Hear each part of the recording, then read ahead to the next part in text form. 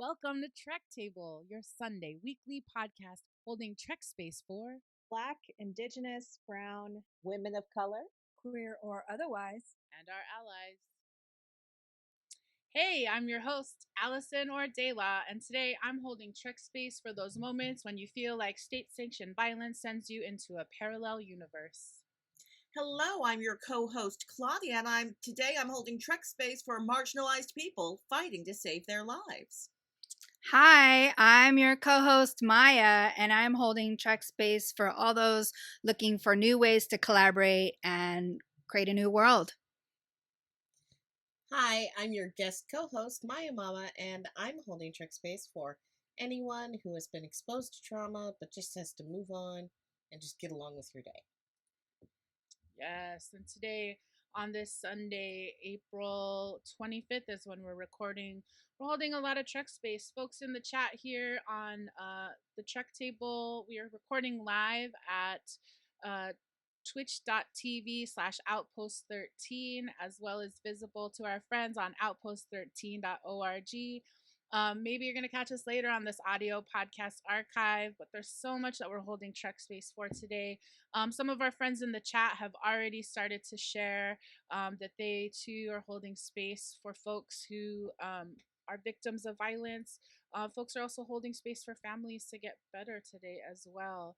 So we want to go ahead and invite all of our friends who are visiting us in the chat today to go ahead and add who or what are you holding Trek space for. And with all those pieces coming in, I just want to ground us in this moment and invite us to go ahead and breathe in all those things that we're holding Trek space for. Go ahead and take a breath in and exhale. Thank you so much. Our opening track for this episode is titled Chicana Skies by the band Quetzal off their album Quetzal. You'll be hearing several tracks by Quetzal throughout this episode of Trek Table. Follow them at Quetzal Music on Instagram and see our show notes or the chat for a link to their merchandise and more. Yes. And I want to welcome everybody today to this episode 13 of the Trek Table. We've been making some jokes in our Twitch chat that, we choose to do a bold decision every week by coming to you live to this digital live recording studio so that our friends in the chat can participate in our show and so that, we could keep ourselves fresh. So at any moment, it is live. You might even see a technical stand-in for one of our co-hosts, Claire Light, who is planning to join us today. But had a last minute issue. So we're sending lots of love to Claire as well, and welcoming folks who are holding space for full moon energy that starts tomorrow. So this episode we're about to jump into today is season 1 of Star Trek Discovery, episode 12, Vaulting Ambition. We're super excited to talk about it. I'm not even going to hype it up even more, but I do want to prep folks in the chat and listening, whether you're watching us live on outpost13.org or listening to our audio podcast. Just know that today we're going to dig into some intense conversations as we continue to debrief this episode, Vaulting Ambition, and just know that there's going to be some discussions about torture, abuse, and rape, and so we hope that you will continue to keep yourself safe as we have these convos. So with that, let's jump into our first musical break with 20 Pesos by the band Quetzal.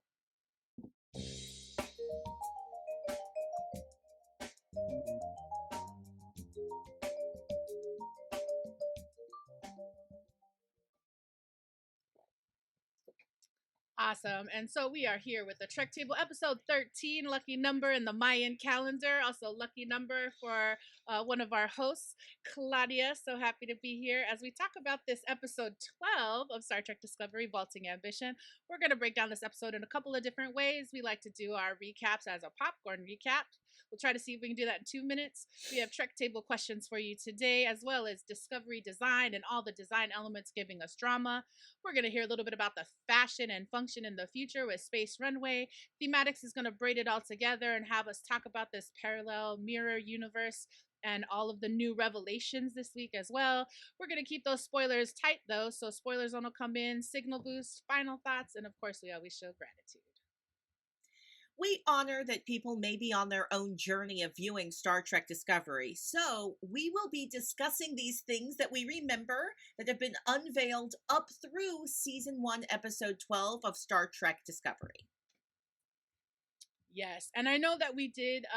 Thank you, Claudia, for that. And I want to honor that we did a new kind of opening. We're trying this out for this first few weeks, and I want to connect back in so we can really meet our hosts a little bit deeper, and not to have two introductions, but just to get a little bit deeper. So I'm gonna ask the Trek Table Assemble to go around again and ask you to share your name, your pronouns, any access check-in, and how do you identify as a Star Trek fan? Maia Chinchilla, can I ask you to go first?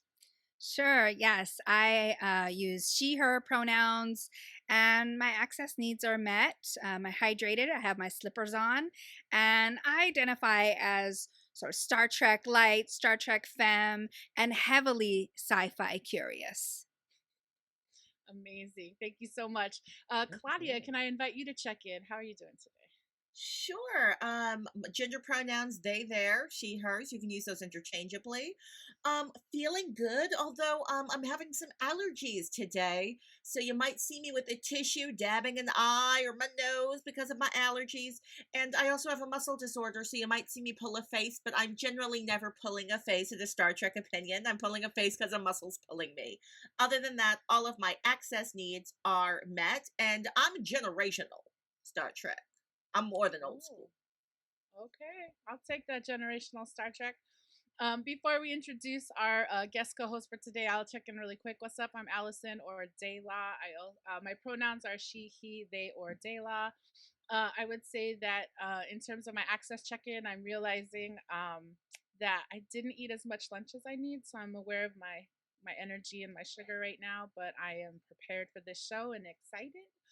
And I would identify as like a Trekkie, a Trekker, a Trekhead. I've been into Star Trek since I was in high school, which was like in the early 90s. So I've just been here a long time. I don't pretend to be a canon head, but I do love minutia.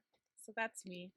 All right, so you've gotten a chance to hear about our three regular co-hosts who are here today, and I want to just give love and welcome to one of our guest co-hosts who's been a part of the show this season. I want to welcome back friend and family member of the show, Maia Mills-Lowe.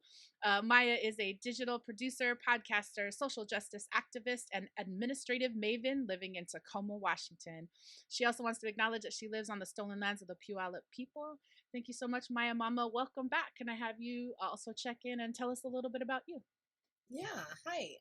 So my pronouns are she, her, they, them. You can use those interchangeably. My access check-in, I suppose, would say I'm recording in a different room today, and there's a cat in here.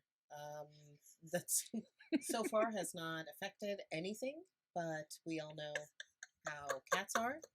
I did not realize she was in here. Her name is Jerome. Also, I am also a generational Star Trekker, and have been watching it since I was pre-born. Awesome. So that gives our listening audience on the audio podcast or folks who are watching us on twitch.tv/outpost13 or at outpost13.org. It gives you a sense of who's at the table today and a little bit of how our perspectives might be informed. All right, so we're about to jump into this discussion. We just want to present one last set of agreements so that we can all engage in fun and friendly ways.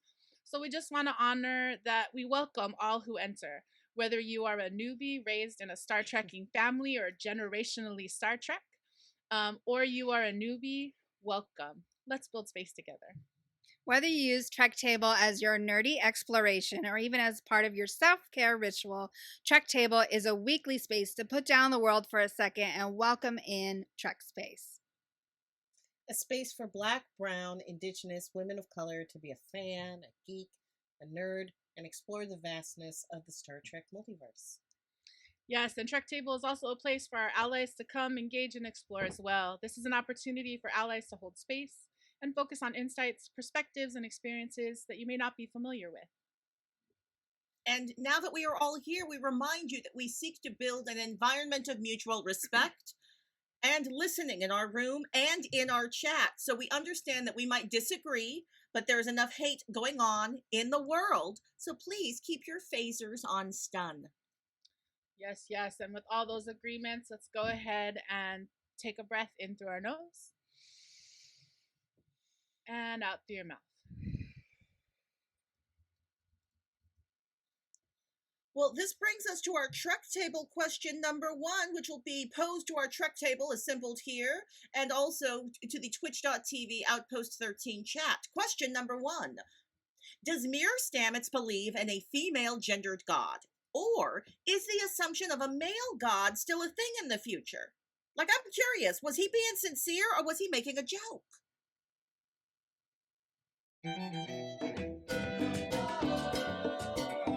Mira que regresa el maldito.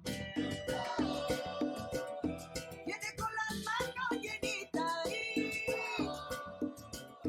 de piedra que no quiere arrojar.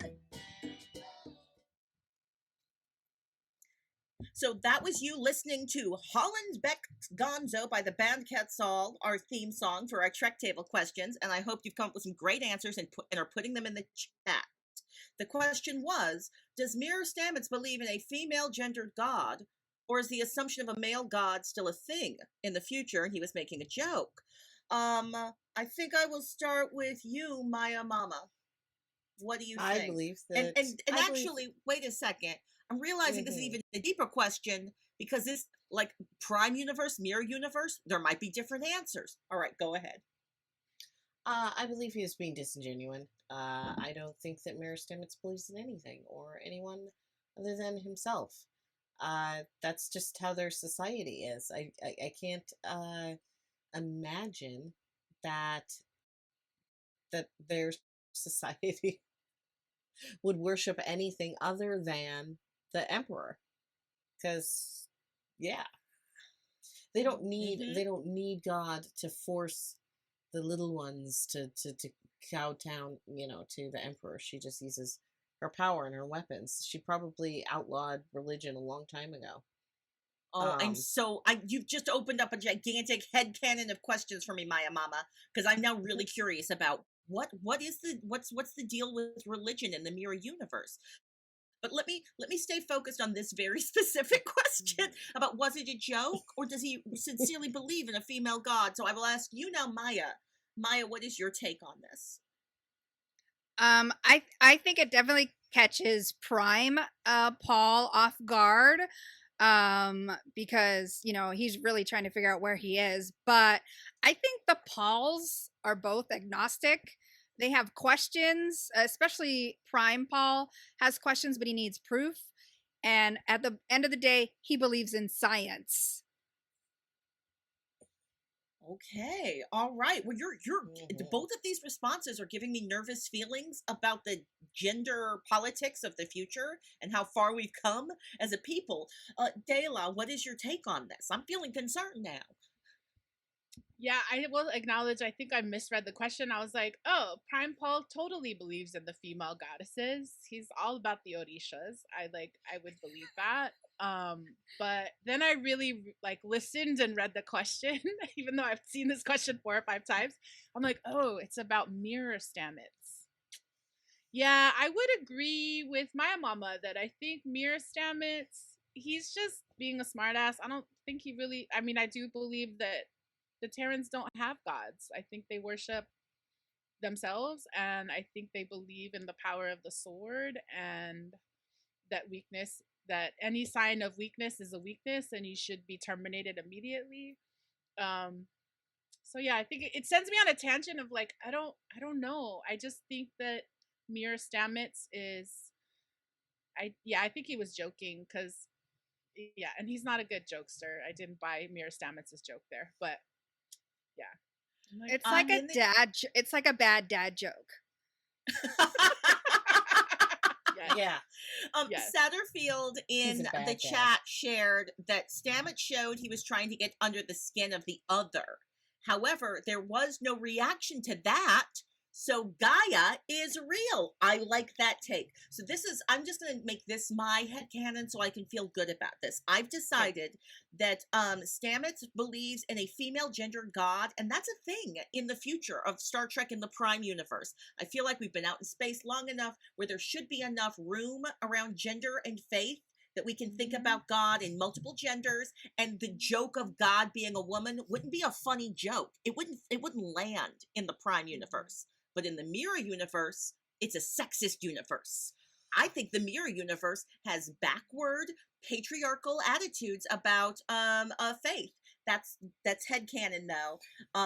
None of us have to feel like we have to decide anything I just said was true, and that was Trek question number 1. I love it. And if you're having a good time with us, you can like and subscribe to us on Instagram at Trek Table and on Twitter at Trek Table 1. Join our convos with the hashtags Trek Table, hashtag BIWOC Trek, and hashtag Star Trek Discovery.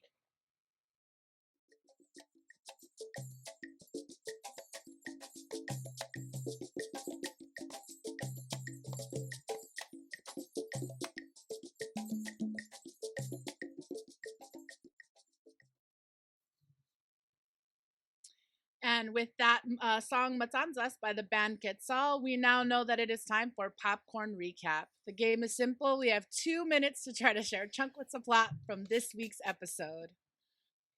Yes, we will be talking about Star Trek Discovery Season 1, Episode 12, Vaulting Ambition, written by Jordan Nardino, directed by Hannah Lee M. Culpepper. Yes, and you might see some of us in the visual stretching because we hope Popcorn Recap is going to be funny. I can't even say the words. Popcorn Recap is going to be funny to you because it's funny to us because Maia is a newbie, Claudia and Maia Mama are generational Trek heads, and I love minutia. And we have 2 minutes. All right, Brandon, set 2 minutes on the timer. Episode 12, 2 minutes on the clock. The entire episode recapped. Can we get it done? Engage. Incoming transmission. So we're on the transport ship, and Burnham gives an analgesic to Lorca so that he won't feel any of the pain of the agonizer. And then the Defiance data isn't working, so Lorca suggests that Burnham look for the original file on the Imperial Palace aboard the ISS Karen. And Burnham is very, very nervous about meeting Emperor Georgiou. Meanwhile, back on the Discovery, his condition is improving because Tilly's giving him spore therapy. And then meanwhile, inside the mycelial network, Prime Stamets meets Mirror Stamets, and we realize that the hallucinations that Prime Paul has been in are just Mirror Stamets trying to show him flashes of what's going on. And then on the ISS Charon, the Imperial Palace, Emperor Georgiou receives Burnham and Lorca, and Georgiou comments she's surprised to see Burnham alive, and she calls her dear daughter. Ooh. Oh, okay. And then like in sick bay on the Discovery, Ash Tyler, he's just flipping out, and he can't be sedated, and then he's like, Saru, help me, but he's also like, hey, is Burnham okay? But he's like, Saru, help me, and he's speaking in Klingon, and he's attacking himself.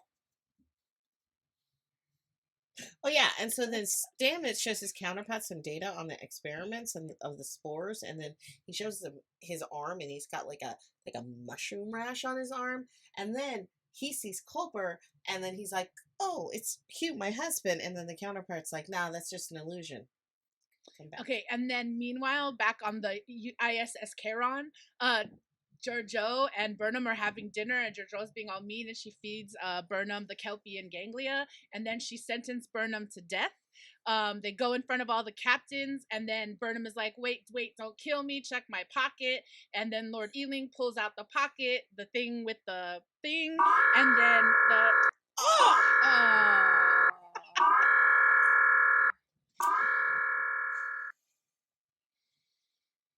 communicator badge is the word I was looking for. The thing with the thing. All right, so we did not make it. That's all right. I'm going to give us one more go round because that was about halfway through. I feel like there's some rather major plot points we missed, and we need to do just one more go round to catch what we missed. So where were we? We were like, Dayla, you had just said, what had just happened?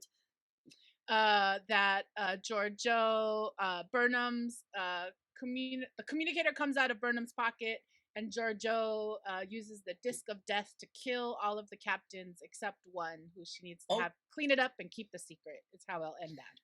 Yeah, right. and then Saru. Oh, should I just keep going? Yeah, keep going. Yeah. Okay, Saru shows Laurel on the space tablet what Tyler is doing to himself, and he asks her to help him, but she refuses. And then so Saru's like, whatever, I'm gonna beam Tyler right into your cell with you.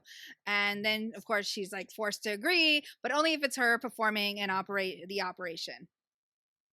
And then of course he does it, and like she saves Ash, but like it seems like Vogue might be dead. And then Culber warns Stamets that the mirror Stamets and the network about the network, and like it's going bad, and that it's really gross, and it's all mirror Stamets' fault. And then he sends him back to the real world with a kiss, telling him, "Look for a clearing." What? Okay. Look for a clearing. Did anything else happen of importance? I And feel that like was the maybe end of one the more thing episode. happened. And then that was the very end of the episode, and nothing else happened. I would say the new problem is that the spore forest is dead, and the last piece of info I think we need to know is that Lorca is actually Mirror Ball Universe Lorca, and He's is so dark. nasty. Yeah, and He's been we'll talk evil the about- whole time. Lies. He a liar. He I, for creeping. one, am He been shocked. creeping on Burnham the whole time. Creeping.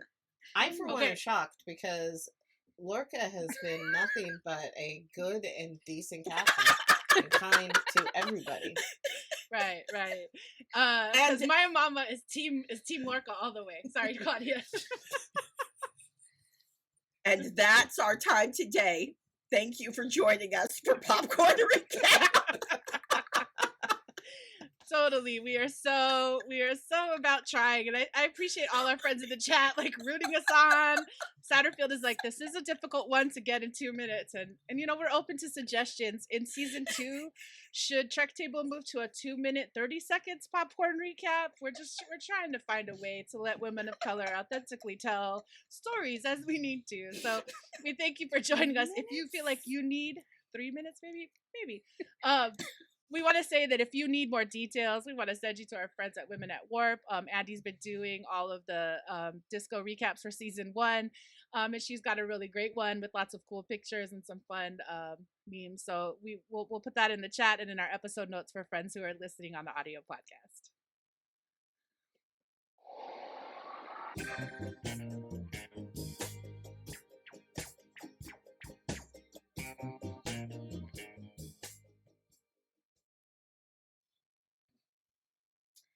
Hello, everyone. Now it is time for Discovery Designs, where we are going to dish on the design elements giving us all of this drama. So I first want to focus in on the Ash Tyler surgery. So the prop Laurel is wearing while performing the reversal procedure on Tyler Vogue was most likely the same prop as Tyler was using to extract the cube from the debris field in the final act of Despite Yourself. So look at them being green. That Star Trek greenness, reusing props. We love that. Were there any observations about this red laser prop that was used? Yeah. We saw Volk die essentially with those lasers. The way that she was removing Volk, or removing parts of Volk from Tyler's brain, and the way that we had flashbacks and sound effects that were telling us that he was I don't know, trying to think of the nice words, peacing out, like bye bye Volk. Bye Vogue. Bye happiness. Sorry. Okay. I'm always gonna cut to a song. Dayla, I just wanted to say thank you for recognizing Dr. Pollard. Shout out for Dr. Pollard. Totally. I just have to say, Dr. Pollard, I mean, spoiler alert, she's all the way through season 3. This is the first time we meet her. And I didn't want to just be like, yay, Black Lady Doctor. Like, I was like, But what I love about her is, like, she starts right in the way. She looks at him. She's like, she tells through, yes, he is speaking Klingon. So Dr. Pollard is about it. She even was like, if you tell me what happened to him, then I can try to figure it out. So I'm just super happy that we get to see after Colbert last week dying, it's like, who's gonna take over sick bay? And I'm a fan of Dr. Pollard. Like, come on, sis, here she is. So that's my Now, what's up. as you all know, my perspective on design can sometimes be a little wacky. So I was looking at all the ships, and I've got some opinions about the ships. I think the ships are super in the mirror universe. They're super try-hard. With those red racing stripes, I'm like, you're making a lot of effort to tell everybody that you're so hard with those red stripes on your ship. I'm like, calm down. We get it. You have jagged edges. You're hardcore. But then they go to the ISS Charon? I don't know how to pronounce it, y'all. I know it's not Karen, but it's close to that. Charon? Like, doesn't it mean like death or something? Like, I feel like this is like a Greek word or something. It's like a famous old word. Yes, Charon. I wanted to say, what's up, Chiron? Like, that's the wrong answer, too. But different franchise. The Moon Knight franchise. It definitely, like, it kind of looked like a cruise ship of, like, Doom or something. Any reflections on our cruise ship of Doom?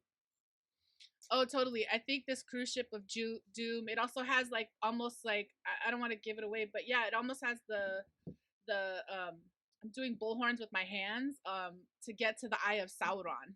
Like, oh yeah, where there's like a weird shapy thing that sits with the sun that is not explained right now in terms of what the ship is doing.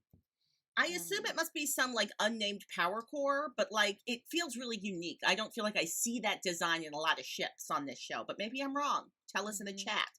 Let me move us on to the mycelial network, that mushroom forest. Wait. It's super trippy. Oh wait, Claudia, what? before we More go, chips? should we talk about in the ISS Charon what that throne room looks like? Oh, Yes. please. Can I just add to that? I caught a Virgil reference from Stamets that I was trying to remember what that's from, but it's from Dante's Inferno. And then I looked up what Sharon, also in Greek is from Greek mythology and is also a character in Dante's Inferno. So I feel like we're going down the circles of hell in a sense. You know, maybe we're caught in what's that in between heaven and hell? The river Styx. That all of that, yes. But also so going to the throne room, I noticed a big giant Georgiou statue right above the throne. It's really quick. I was like, wait, and then I had to rewind it. So it was super gold, and yes, right there. If you're looking at the screen, we have a little tiny Georgiou and Burnham in this giant room, and also it gave me very hello Game of Thrones room. Tall ceilings, you know, pillars to the sky, and then that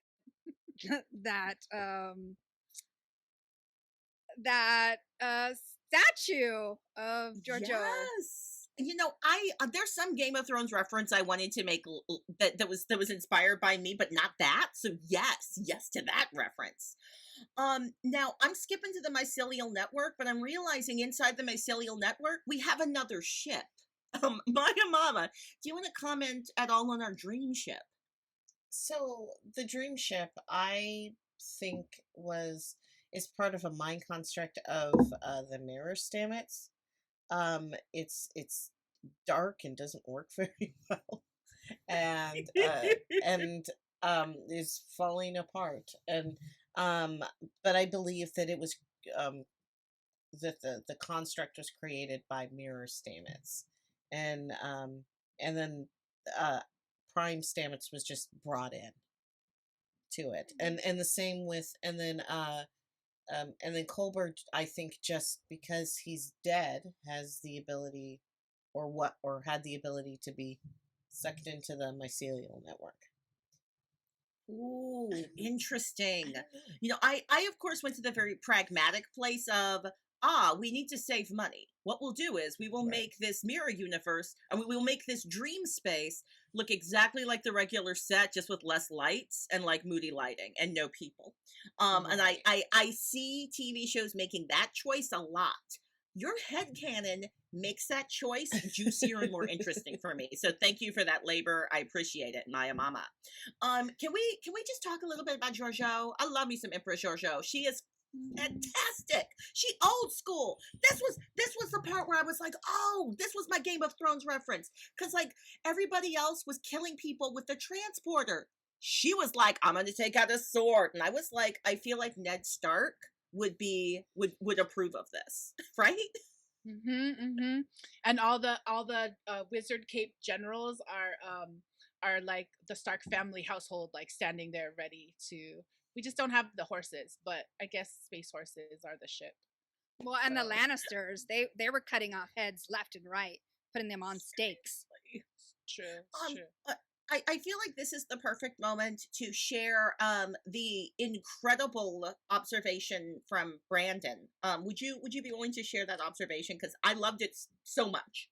I would love to. And for folks who watch our show or listen to our show regularly, Brandon Chang is our production coordinator. And we do content prep before we get into the room with y'all. And I was remarking on the disc of death. I didn't want to call it a ninja star because it wasn't really a star.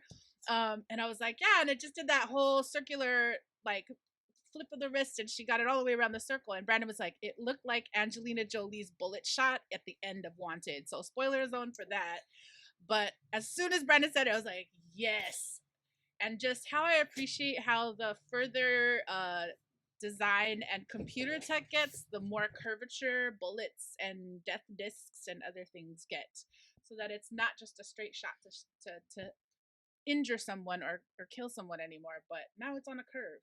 So seriously. Can I do a shout out just to the director? Like there were so many shots in this episode that were like, whoa, that's a cool shot. That's very cool. Now, am I getting confused? Is it Hannah Lee Culpepper that was the director of this episode? I get the writer and the writer and director confused sometimes. Yes, Hannah Lee Culpepper was the director. That last shot at the end, like the boot stomp, and then like the cut to black, where we're the point of view of getting stomped. Vicious, love it. Yes. And then there was also that usual suspect style of flashing in Burnham's mind, where like it was like he said this thing, and then he would say the thing to her. He said this thing, and it just kept going. And I like that. I mean, the thing was, yeah, we know who he was. He's just a love creeper. that. I just thought it was a cool style. We're allowed to say it. Yeah, he was.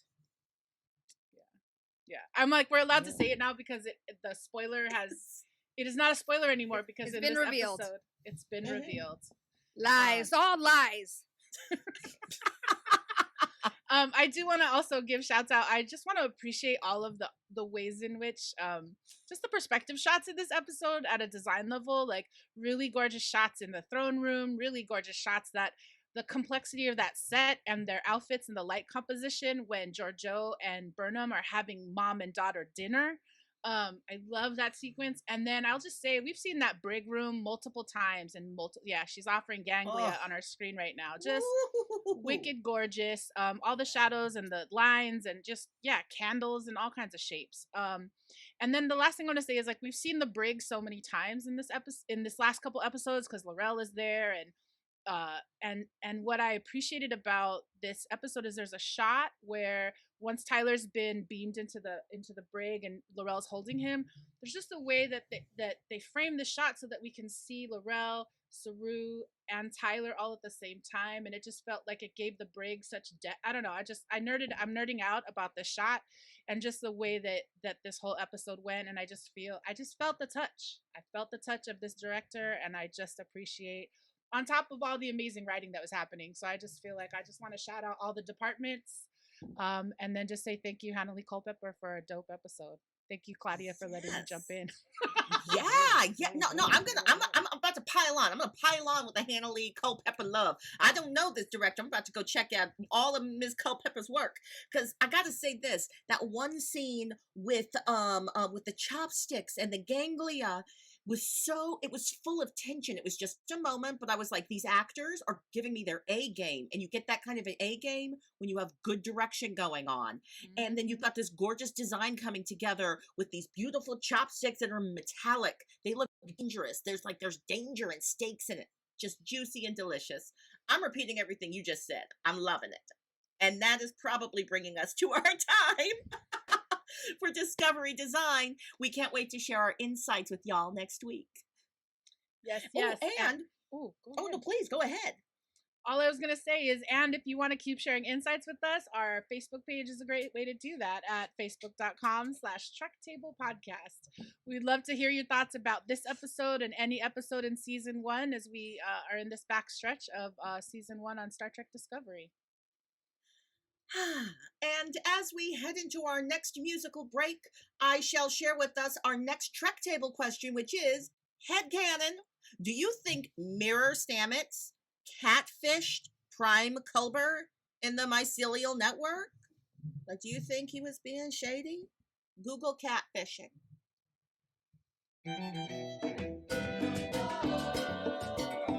Mira que regresa el maldito. Viene con las manos llenitas de piedra que no quiere arrojar. Welcome back. So, Trek Table question number 2. Do you think Mirror Stamets catfished Prime Culber in the mycelial network? I'm hoping there are lots of responses in the chat, and I want to hear from our folks here assembled at our Trek Table. I will start once again with you, Maya Mama.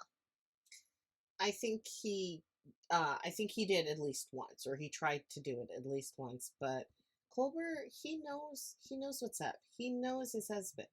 Just like I knew that Shamar Moore does not want to be Facebook friends with me. It's not real. Like, nice try, buddy. It's not? You don't think that was really Shamar Moore? I don't think that was Shamar Moore, like, sending me a Facebook. Shamar Moore, if you're out there listening right now and Maya Mama is hurting your feelings, just please know you can contact Trek Table Podcast and we will connect both of you, just in case that really was Shamar Moore. Mm-hmm. Maya, what do you think? What do you think Mirror Stamets was doing? Do you think he tried to catfish Culber? I was worried about that. I was like, wait, what do you mean you've been trying to contact him? Why would you have any reason to contact him at all? Why would you even know he exists? And then at first, when they both woke up, I got confused because I thought they switched universes. And I'm like, oh, great, this is another level of hell. But then I realized that's not what happened. But I'm also wondering if Mirror Stam is in cahoots with Lorca. Like, Lorca's not smart enough to pull all of this off by himself. That's what I think. That I don't know, but that's my prediction. Wow. I am loving this. I'm realizing the mirror universe could be completely different. Like, maybe Mirror Stamets isn't married. Maybe Mirror Stamets isn't gay. I don't know the fullness of Stamets' sexuality, so who knows what Mirror Stamets might be living. That said, I do feel like Mirror Stamets was shady and would try and trick Culber to at least get some information. Yeah. What do you think, Dela? I definitely think that Mirror Stamets tried to catfish Culber. I think that he was trying. I mean, they both have the same thing on their arm. I'm holding up my arm like I could, and you know, right after you watch an episode, sometimes you can actually name the scientific thing that they drop. But the spores that are on his arm.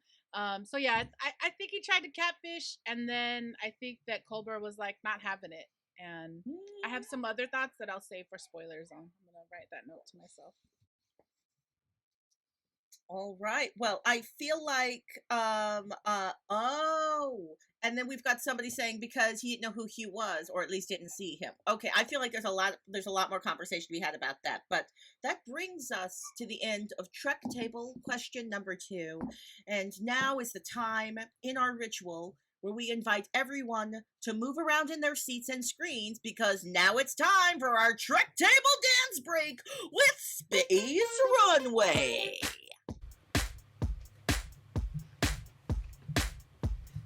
Some of the eye-catching looks from function to fashion in the 23rd century.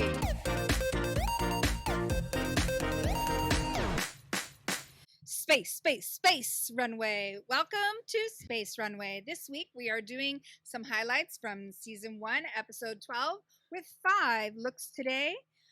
Look number 5, Stamets Double Trouble. The two stamets meet in the mycelial bioluminescent forest. Black and silver mirror uniform with those extra belts and charms versus blue and silver prime simplicity. How many stami does it take to fix the network? Only one of them really knows.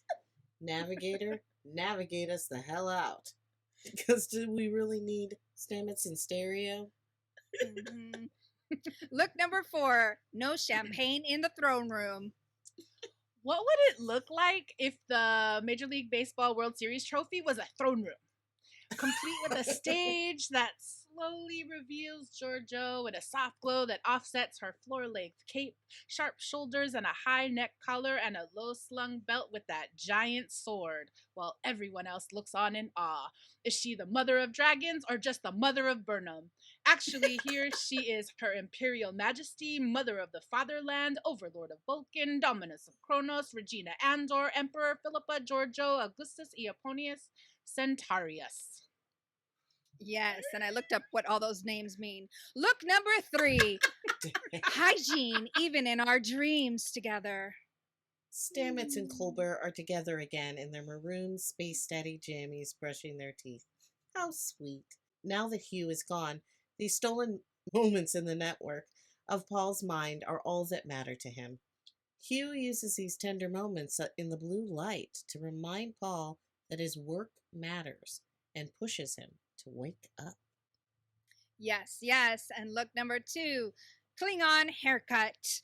Here we see Laurel as Klingon Edwina Scissorhands in the med bay while she's rubbing Tyler/Volk's scalp. She's not giving him a haircut, but cutting all ties between the son of None and Ash Tyler of Issaquah, Washington. She wears metal brace gloves that shoot out lasers from her fingers into his brain to save at least one of them from their suffering. That death of warrior howl, though, am I right? Woo! I can't recreate it, no. But look number 1, Queen jumpsuit. Georgiou has taken off her cape, ready to enact Terran justice with a giant sword pulled out at the ready. She is sleek in her black jumpsuit, golden laser cut chest plate, and black platform boots with gold toe shields. Her council flanks her on both sides with their shorter gold wizard capes. Watch out for that disc of death, though! Yes, yes, and that's Space Runway for this week. Fashion, form, and function in the future.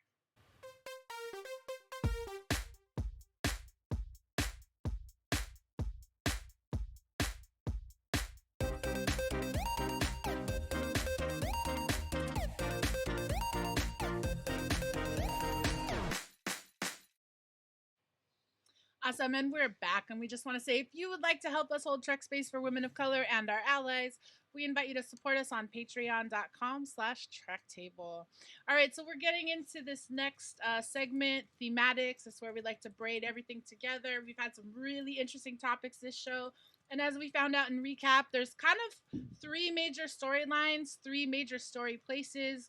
We're on the ISS Charon. We're on the USS Discovery, aka hiding as the ISS Discovery, and then we're in the mycelial network. So lots to discuss. I wanted to jump back in though to that conversation about Her Imperial Majesty Emperor Georgiou, and just have us talk about this moment of like that mother-daughter dinner in that throne room, and just what it was like to see this dynamic again and how we're feeling about Georgiou. I know, Claudia, you were talking about how intense that scene was with the ganglia. So I don't want us to rehash, but I just wanted to offer a space for us to just talk a little bit more about Georgiou, because this is our big reveal. We haven't seen her. We've been missing her for episodes. So almost 10 episodes, I want to say, right? Well, and in 9. this one episode, it was so, well in this one scene with her and Burnham, you can see Burnham trying to do the math, trying to figure out what is our relationship, how deep is it, what am I negotiating with? So you're seeing her like get this information in real time, and you could tell that like Empress Georgiou really loved her daughter. And that's interesting because you see, love is real. There's actual familial love in the mirror universe. Huh. And I want to say, it's like all of a sudden we realize that Georgiou is like the mirror mama. So I wonder, Maia mama, do you have thoughts about that?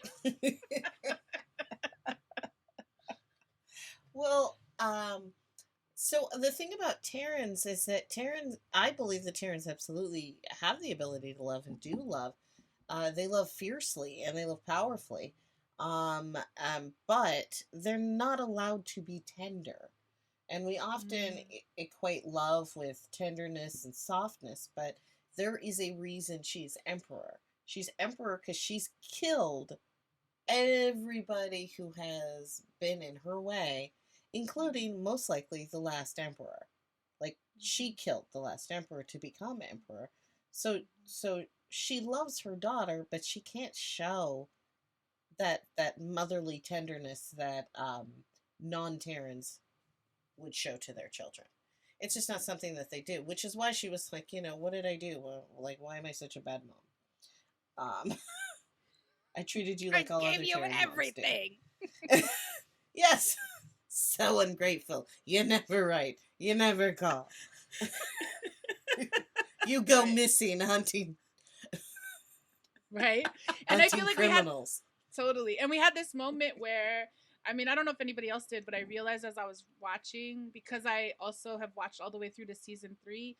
I'm not going to do a spoiler here, but I'm just going to say I was really fascinated in seeing this mother-daughter moment, and thinking about what Burnham was saying. So thank you for what you just said, Maya Mama, because I was like, Burnham says to Georgiou, "You're more cruel than you used to be," and I was like, isn't cruelty like a Terran thing? So I started to have, was having some headcanon questions about how difficult it must have been for Burnham to pretend to be the other Burnham in this moment, and just how, we saw she was committed until we ended up in the throne room and it was like she was just about to die, and then we get, oh no, pull this thing out of my pocket and let me show you who I really am. So I want to move on a little bit and just wonder, Maya C, any other thoughts on Mama Georgiou? How are you feeling about seeing her back? Obviously we just heard all the fashion reports, so I mean, she makes xenophobia look good. It's really difficult. I keep forgetting that she's, she wants to make humans the only controlling species in the universe, and that she's super evil. Well, maybe not evil. She's just maybe overindulgent. I don't know. I'm now backpedaling, but I thought it was really interesting about her names that the writer actually, at the time that the episode came out, tweeted about what all the names meant, and you can find that on IndieWire. But one of them that I thought was most important was Iaponius. So they're all kind of Greek references, but Iaponius is a Latin word for Japanese. So that's not necessarily a direct link to Philippa Georgiou, who is Chinese Malaysian, just like the actress Michelle Yeoh. But it creates a link to Star Trek Enterprise, to Hoshi Sato, who's played by Korean American actress Linda Park, but is of Japanese descent in the show. And so there's sort of a light connection that maybe she adopted that because in their Mirror Universe episode, she proclaims herself Empress, and so maybe she named herself that, and then Georgiou is making, adopting that to create that link. So there's more kind of description if you want to googlearlo, and go down that rabbit hole. But I was like, I was fascinated by all these names and how people's names get chosen, but that there was that one in particular, that it had, that connection. That's so cool. Oh my God! I made one of the the checkers. You gave me info that I didn't know. It was so cool. It was so cool. You tied together Emperor Georgiou and Emperor Sato. Come on, that was so cool. I know how to research. I got questions. Affirming all levels of Trekdom. Welcome. Yes, we're so glad, because because at Trek Table, a newbie can make a generational Trekhead turn their head. So I love that. Maybe that's on a t-shirt someday. I don't know. Okay, so I'm gonna keep going because we're excited. So we were gonna talk about Burnham and her feelings and her emotions. So I want to maybe tie this. I'm gonna jump a little Burnham's been dealing with a lot, and I wonder, Maya Mama, I'm gonna jump to you on this. Can we talk a little bit about Burnham's Vulcan affect? Do we think that because she is culturally raised Vulcan, that's why she's not emoting a lot? I know we've talked on other episodes about the trauma Burnham experienced as a child, based on what we know from the show. But thoughts here about the emotion or not emotion that we're seeing from Burnham right now in the mirror? Well, I would imagine that well, the Vulcan affect with her having a Vulcan father, an adopted Vulcan father, and a human mother, and her human mother most likely taught her to share her emotions privately, quietly, subtly, because it's just unheard of and rude and uncouth. But it also helps her code switch, which is, always an important thing, I guess, for her right now, because she can shut off those emotions and act like she doesn't care, pretend like she Mm-hmm. doesn't care. I think it's easier for her. I think her Vulcan training, if anything, um, sort of helps her with deceit, as it were. Mm-hmm. Mm-hmm. Oh, Her that's funny because reflection. they always say Vulcans don't lie. But yeah. Vulcans, they lie all the time. They lie Yeah. all the time, which is really funny when you really look at it, because yeah, they're big liars. Awesome. I'm gonna shift us a little. Thank you for that insight. I want to shift us into this next part. I know we were also having feels about stamets in the mycelial network. Now we're getting to see a little bit of Hugh Culber. Just to say that if you've been watching our feed, you've noticed maybe in some of our shots that we're just having a permanent little moment with Dr. Hugh Culber. We continue to experienced the loss of him on the show. Yes, Claudia is saying I love you. Maya's holding up hearts. I mean, I could bust into a Sarah McLachlan song right now, but I won't. But I just want to say, like, I think one of the things that struck me about seeing Q again is it made me think about this trope we've talked about sometimes on the show, which is, we're going to bury all of our gays. And it just made me wonder, like, in this moment, in this episode, why did Hugh have to be the one to say to Stamets, I'm dead, boo, right? Like, not only do we have to bury our gays, but now we have to narrate from an alternate universe to our beloveds that we are gone. Like, so I will just say I love all the queer fam bam space daddiness of these two and all this blue light softness that we're getting. But that was a thing for me. So I just wanted to acknowledge that I had a little, why do we have to tell each other that? So I just wanted to offer up space to talk a little bit more, any closure points around Hugh and Stamets and them being able to have that little rendezvous in their apartment, in their quarters. Hmm. Yeah, I couldn't. Every time they would flash back to Colbert dying, I would, have a, a vocal reaction because it just broke my heart every time. And I don't. Maybe I also don't like violence in that respect, especially when it's so visceral. But for sure, I mean, I think that's the problem, right? Is it wouldn't be so deep if there were so many representations of queer folks, of gay folks, of all of the umbrellas underneath that of not being able to be happy, not being able to have happy endings or more complicated endings, or storylines. The idea that we don't that's not the road to follow down because look what happens to them. Society won't let you be happy, and yeah, I mean, I think that really does a number on you as a person, either within the community or even outside the community, when you see those representations of violence and ugliness over and over, and I mean, I don't need total happy endings. We just need more complexity, more options. So I think it's really important, that we recognize that it's not just one person dying, which creates a whole complication to a story, makes it a powerful drama point, but that it's more than just that. So I'm curious to see how they'll address that in the future, because you know we all know how I feel about Wilson. my best Yes. friend, Cruz. He's your I- best. He's your best friend. He's your best friend. But I actually have an opposite opinion about this. I was nervous watching the entire show, the first season, because I was like, I don't know who these showrunners are really. I don't know. They need to prove it to me.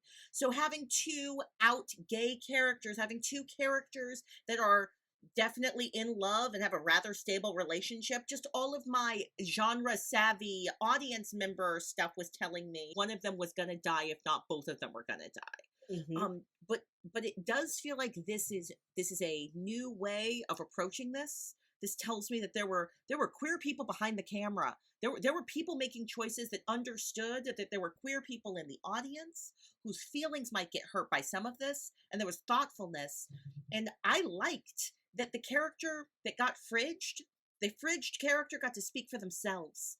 They can't. They said, "Hey, I was killed, and I'm gonna narrate to you what happened to me." So I feel like that's actually possibly a growth moment for genre storytelling, a little bit.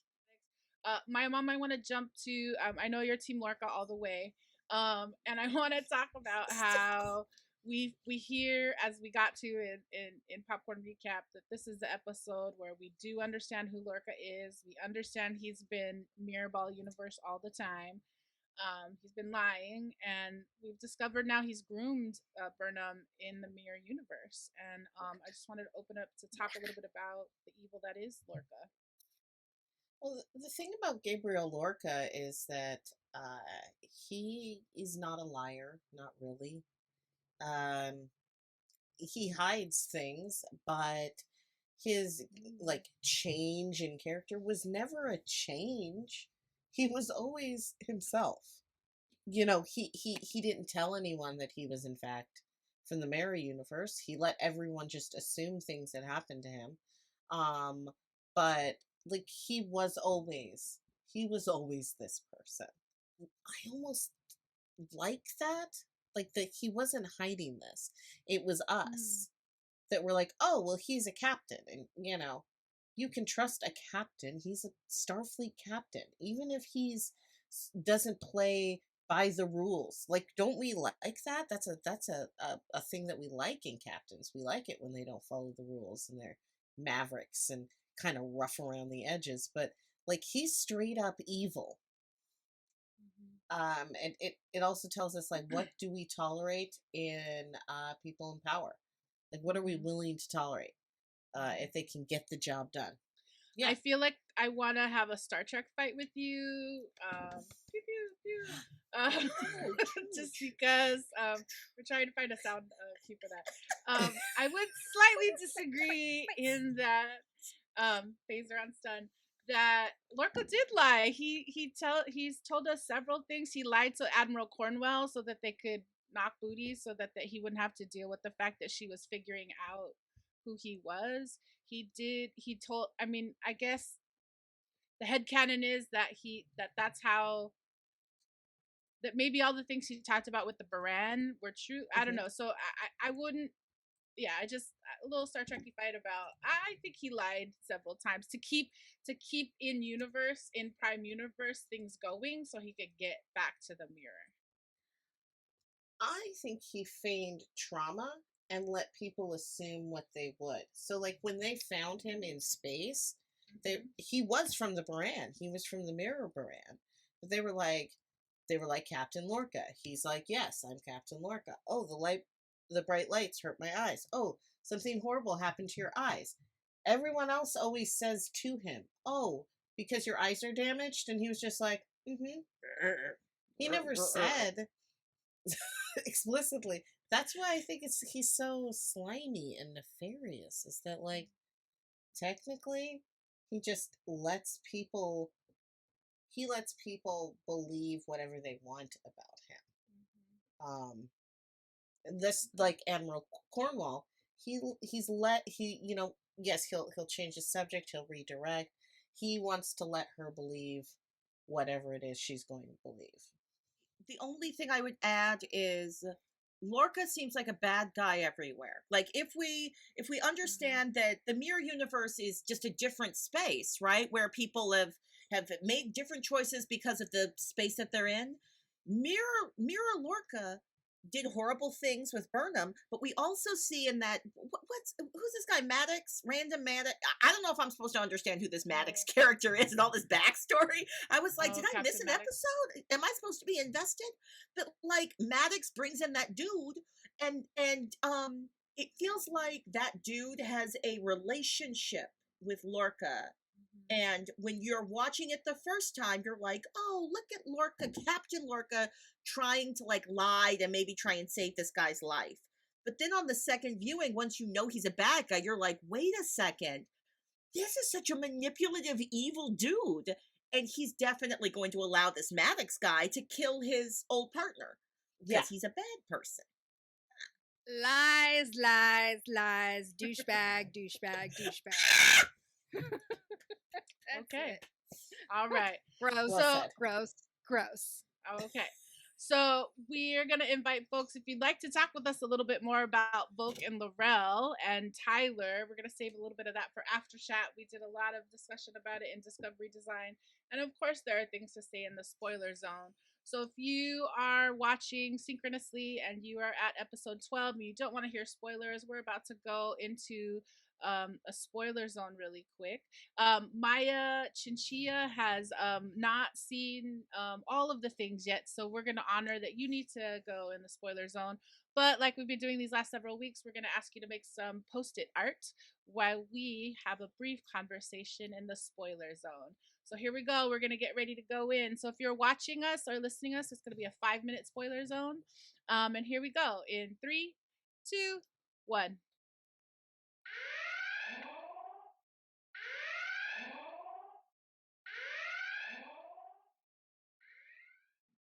Go. This all feeds into season 2, right? Like at first I was like, what do we have to talk about? And I was like, wait, season 2. Like could you tell me, is the mycelial network sentient? Like the mirror Stamets talks like the mycelial network is sentient, like it has ideas and is doing stuff. And also like, what is up with Colbert in the mycelial network? And is he getting a rash too? Like, I'm confused. I don't know what's going on. Given what we know about season 2. But the mycelial network itself isn't alive. It's just teeming with all life. And there is a group life form that lives within the mycelial network. But they're not but the mycelial network itself is not alive. It's just, it just is life in a lot of ways. So, and I would jump in on that and say when we met the tardigrade at the beginning of the season, part of what we learned is that it's symbiotic because it's able to communicate with all of the little mycelial in the actual ether space that they are in. So I would agree. I don't think that the mycelial network itself is sentient, but I think there's a way for all of the individual. It's like, remember when the tardigrade went into the spore forest and like all the little spores like went up to it. It was like, oh my God, we want to like be your friend and like float all around you. So yeah. Like Stamets is like, oh yeah, no, the mycelial network made this fake ship for you. That's how it works. It makes itself for you. I was just fascinated by it. Yeah, because that gets us to, can I jump in and say that gets us to when we meet May, who is a physical manifestation of the mycelial network. And Colbert does have the same rash. He shows it. So both Mir Stamets and Colbert have the rash. And what we learn in season 2 is that Colbert is getting the rash because the mycelial network is trying to process him and trying to turn him into something, right? So I'm sorry, I jumped in. They're trying to eat him up. Mm-hmm. That's so the swirly pretty parts of the mycelial network. That's the life forms. And yeah, they have power and ability to do all sorts of things, but they just want to like chill and be. And as people do, we're ruining that for everybody. Like, and Mirror Stamets himself he's not just trying to travel along the mycelial network. He's trying to actively mine it to use it as a weapon. And that is what is killing the mycelial network and what causes them problems in the future as well. But in season 2, they say it's like Culber's presence, his literal just presence there that's like messing up the network? Yeah. Yes. So that's Mhm. the thing we're going to have to understand when we get to that point, because that's a question I have now is like, wait, so did evil Stamets mess with the network? Because that's what I understood the first time. And then, so I think I wonder if it's a ditto effect. So I also, yeah, I think there's, yeah, that's what I they're think telling us that now. Yeah, I think once Stamets damaged the network, it was already damaged, and then the Prime Stamets is just uh, grinding into an already sort of messed up network. It didn't have time to heal or fix itself, and he's just like busting through a forest with a Mack truck, or I don't know if that's a good metaphor, but yeah. Oh, we only have like a minute left. Let's talk about whether or the death of Voke. Voke is dead. Is he? Voke Is he? is dead. But no, And is he though? Tyler, yes. Then No, why there's does Tyler. Tyler decide to date Laurel? I think that's weird. I He think that's doesn't really decide. weird. He doesn't decide to date her. He decides to stay with her. But they're not like together or Aren't they? anything. They have a baby. No, Don't they Well, have that's a from baby? before, but that's from Voke's child. yeah. That's Voke's child. She's pregnant right now is what we need to say out loud. Yeah. She is pregnant right now in prison or in the brig with the Edwin Scissorhands. She's got the baby inside her right now. So when we Wow, think this has about been all a of hard her, pregnancy for her. Dang. yeah. Mhm. So when we're thinking about all of her motivations, a lot of her motivations are to save her child, not just her entire Laurel is so you know badass. culture and everything, but her child and herself. So yeah, Ooh, but and- Voke is dead. These spoiler zones are so good. So good. Transfer of data is complete. All right. Welcome back, listeners who do not want to have things spoiled. We had a very chunky little spoiler zone, and what I love is the questions we were able to ask and answer. So thank you for that. Welcome back, Maia Chinchilla. I wonder if you could share with us what you were drawing. I saw in the Twitch chat you were also asking the room kind of what you should draw. There was some great. I feel like Jedi Branch offered Cold Bear. Which makes me think of a Filipino joke about the bears. Maia Chinchilla, can I ask you to share with us and narrate a little bit about what you've drawn in the spoiler zone? Okay, yes. So I started I this is what I started with. This is a picture of some spores, mushrooms, we're dealing with shrooms here, or mushrooms, or a network of mushrooms, that's so that's my little picture of some spores sporing out, so to speak. And then this is a really quick drawing of a request of chopsticks holding the ganglia of a kelpian. I am repressing which kelpian she chose to eat, but it was she didn't know, right?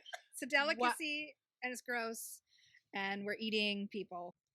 And I appreciate that in your drawing, you've also given me an opportunity to ask, why does the ganglia look like the Starfleet insignia? Oh. In your drawing, not necessarily in the slide. As they give it to her to eat, I was wondering, is it gummy? Is it an actual, sort of fruit piece or vegetable? Texture, like, what did they use asking. to give her to eat and swallow in that scene? All these questions, I feel like we're gonna end up in the after chat. If you joined us last week, in after chat last week we had a whole conversation about omelets or scrambles. Previously we were talking about LeVar Burton, and if you haven't seen LeVar Burton on a motorcycle, you need to. Well, we're gonna have to amplify that on the Trek Table Instagram because it was just too good. And props to at that Mikey chick, because she held it up and he even replied to her. So I'm just gonna give all that. All right, we can talk on and on about this.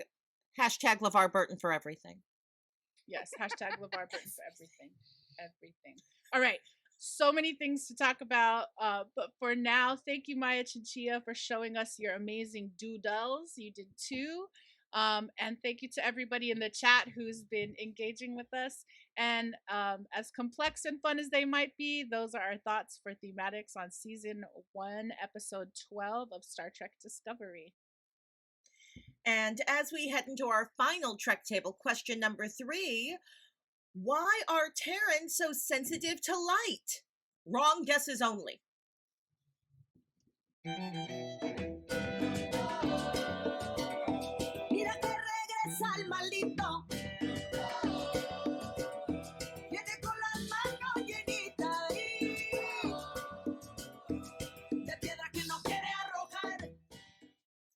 All right, as my Trek Table hosts know, I had like 9 Trek Table questions for today's episode. So one of them was, why are Terrans so sensitive to light? Wrong guesses only. Too much Fortnite. Centuries Totally, and that's centuries exactly what it is. of playing Fortnite. That's how the Terran Empire became who they are. Really too bad. Maia, why did the Terrans have issues with their eyes? A contest of staring into eclipses as a kid, to see who's more bad, more badass. Jayla, wrong guesses only. Why did the Terrans, why are they so sensitive to light? Because when the parallel universe was forming, didn't have enough DNA material to allow Terrans to process high quantities of solar radiation. Wow! My guess sounds is real. less awesome than that. I'm going to say that the Terrans are so sensitive to light because, like, just for generations, they were trying to look so badass. They were just like squinting to look badass, and then like just they just became a thing where they had to squint, and that's why they squint all the time. These are all terrible answers. I'm so proud of us. Hey, anyone from our chat got any bad answers? Hey, does anyone have any of the right answers for what's the deal with our title of this episode? Huh? Anyone? My answer would be that when Burnham brings Lorca to the throne room, Georgiou says to Lorca says, "I will not bow to you." Everybody bows but him, which was a very like Ocean's 13, I think, kind of moment, if you know what I'm talking about there, where everybody turns around to watch the building explode except Rusty. Okay, Lorca doesn't bend over, and he says, "I will not bow to you," and she says something because of your vaulting ambition. So the whole reason that this episode's called that is because that's why Lorca got us in trouble, is because of his own vaulting ambition to try to overthrow Emperor Georgiou. And it is also a reference to the Shakespeare play. You're not supposed to say the name of the play. There's like a thing where you don't say it on stage because it's bad luck, but we're digital, so I think I can say the name of it. I'm seeing people nod. Macbeth. The Shakespeare play Macbeth, where he's like, I have no spur to prick the sides of my intent, but only vaulting ambition, which o'erleaps itself and falls on the other. I did not get that quite right, but something like that. Like that's Macbeth. Like, I think we lost Maia, Mama. Oh no, she's back. I'm better now. I'm better now. Also, someone has told us there are no suns in the mirror ball universe. I feel like that is the best answer that we should close on. And that's Trek Table question number 3.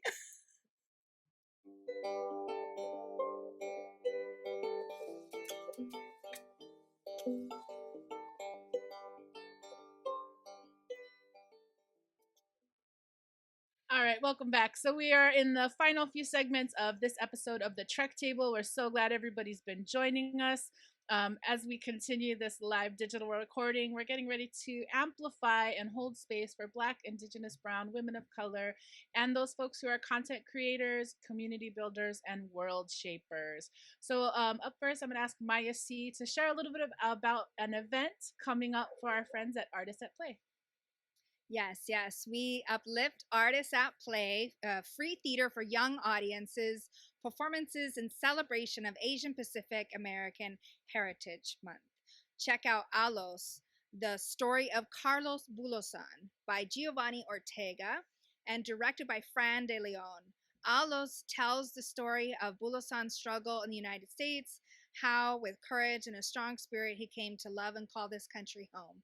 Available April 24th through May 7th, 2021. Go to www.artistsatplay.org. Yes, yes. And we're going to amplify an event happening on April 30th, here at the Trek Table. We have held space for multiple weeks. We continue to hold space for folks who have been victims of police violence, families that have been changed forever, communities that continue to struggle and fight back and try to create safe spaces in the places where we live. So we want to amplify that on April 30th. We want to invite folks to check out Beat Rock Music's live stream presented in partnership with Justice for Angelo Quinto and Justice for All Coalition. With this platform, the artists synthesize outrage and anger in support for the coalition's work for justice for Angelo Quinto and justice for all victims of police violence. So we hope that you will continue to support them and folks around the country who are looking for justice. Visit Beat Rock Music on Instagram for more information. All right. We uplift Pacifica Transmission, a monthly distance learning series from the Pacific Island Ethnic Art Museum. The recent transmission from artist Samantha Tagaloa is on view now. Samantha's transmission comes from her conversation from the Ga, a form of indigenous currency once used on the Yap Islands. Go to the Pacifica Transmission Facebook page to view the transmission, and we will drop that link below. Yes, and last but not least, Maya Mama, can I have you help us share some correct information about our friends at Blood of the Void? I would love to. Trek Table is excited to re-amplify Blood of the Void. Shout outs to Game Master Eliza Pearl and the full complement of BIPOC Klingons. Check out their live role-play game every last Monday of the month at 6:30 p.m. Pacific Time. The next Blood of the Void show is tomorrow, Monday, April 26th at 6:30 p.m. Pacific Time, live on twitch.tv/QTimes. That's QUEUE times. Yes, yes. All right. So if you have a woman of color creator that you want to amplify and help us to support what she is making, building, and amplifying in this world, you can feel free to DM us at Trek Table on Insta or at Trek Table 1 on Twitter. And these are the signal boosts for this episode 13 of the Trek Table.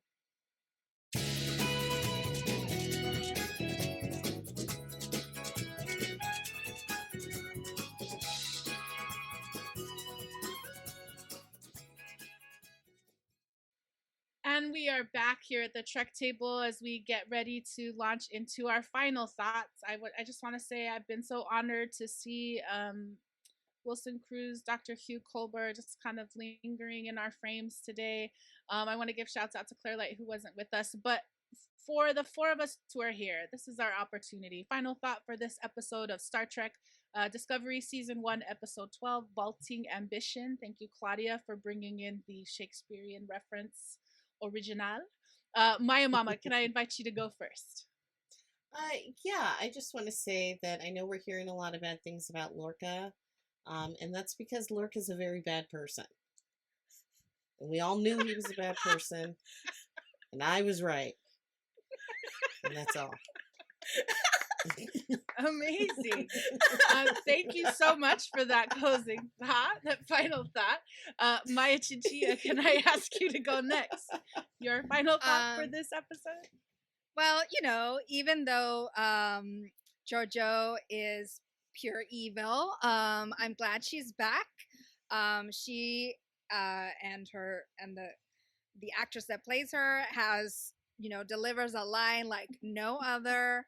And I just love the way she sort of squints her eyes and delivers a line. So I'm happy to have her back. And I think about, if I were to raise somebody from the dead or go find them in a different mirror universe, if I would enjoy,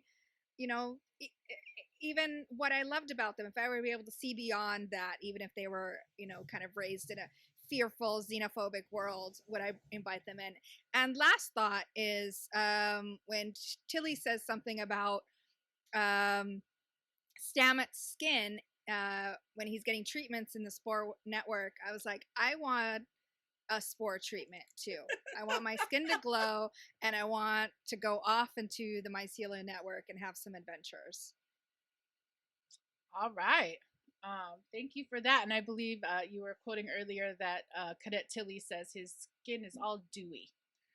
So yes to that sport treatment. And Ligaya helped us think about the Kelpian spa treatment last week. There's all kinds of treatments going on in these disco universes. I love it. I'll go next so Claudia can have final thought. I would just say, first, that you quoted Shakespeare this week, Claudia, is awesome, not just because it was in the title, but Shakespeare's birthday was actually last week. And I know that, and I'm going to hold it up because one of my homies, Chris Anthony, just had a birthday yesterday. And so she is somebody who has taught me access to Shakespeare, makes my understanding of Star Trek that much bigger. And I am not afraid of the Shakespearean references. And I just want to say happy birthday to her and hold her up for all the things that she does in the world, educating young actors and creating space for young audiences. And just to say that she is one of the women of color in my life who I look forward to talking to Star Trek about. So happy birthday, Chris. So happy that you are in my life, and thank you for all the things. So I'll say that, and then just to say I cannot wait for these last 3 episodes of Disco, because barreling into the season finale, I am ready to talk about it. Claudia, your final thoughts on this episode? I will jump off of the Shakespeare connection and observe that Star Trek has a lot. Star Trek and Shakespeare have a lot of actors in common. If you go to a Shakespeare theater, you're going to see a lot of actors who have also been on that TV show, if no other TV shows, that one in particular.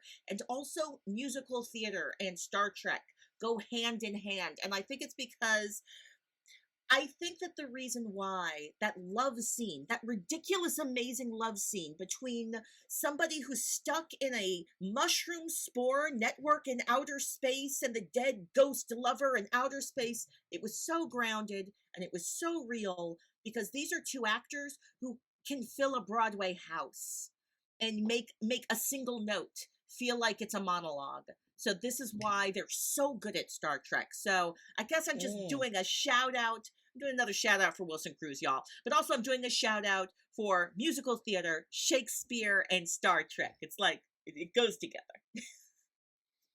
It all goes together. And those are our final thoughts on Star Trek Discovery, Season 1, Episode 12, Vaulting Ambition.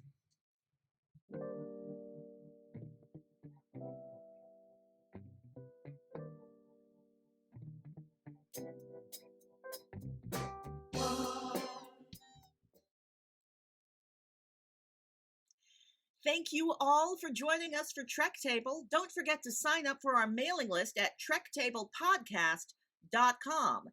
And also support us on patreon.com/trektable.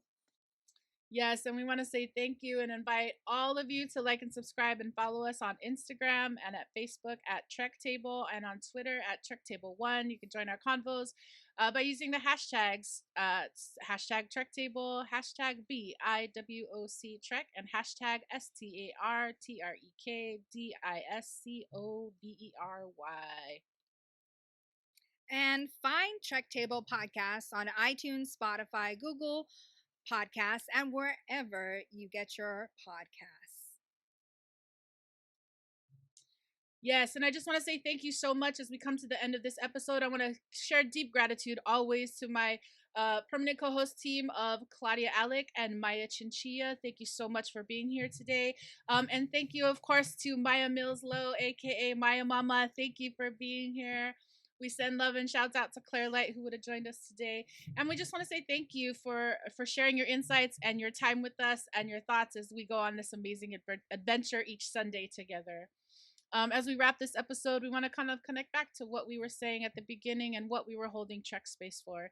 Today, we've been holding Trek Space for unexpected things that send you into a parallel universe, and the way that state-sanctioned violence also makes you feel sometimes like you're in a parallel universe.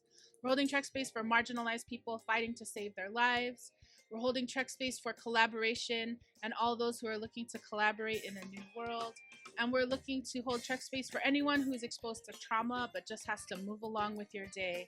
For folks in our chat, we're holding Trek Space for folks' family, full moon energy on April 26th, and for people who stand up for peace and principle, even when being evil is easier and more fashionable. We would like to Thank the Trek Table production team and executive producers Alison Dela Cruz and Luz Minajariwala, production coordinator Brandon Chang, artist coordinator Terry Hashimoto, social media manager Isil Borlasa, and stage manager Ariana Michelle. Deep gratitude and thanks to Outpost 13 and their parent organization, Outside In Theater. With extra thanks to Jessica, Paul, Matt, Tamlin, Danny, Arlo, and Alex. Thanks also to Geekish Network, our exclusive partner on Clubhouse. Thanks to Francis and Abe and Visual Communications. And thanks to all of our friends across the Star Trek universes. And finally, our deepest thank you to you folks joining us on outpost13.org or live on our twitch.tv/outpost13chat, or those of you listening to the podcast. Thanks for showing up for a conversation centering women of color in Trek. And Trek Table is a service mark of De La Projects, LLC. Yes, and we want to say thank you all for coming. It's been an amazing show. We hope that you will come back and join us again next Sunday. But for now, let's close this ritual, closing all those things for Trek Space, all these convos in the week to come. Go ahead, take a breath in through your nose and out through your mouth. Thank you so much, and we look forward to holding Trek Space for you again soon. See you next week.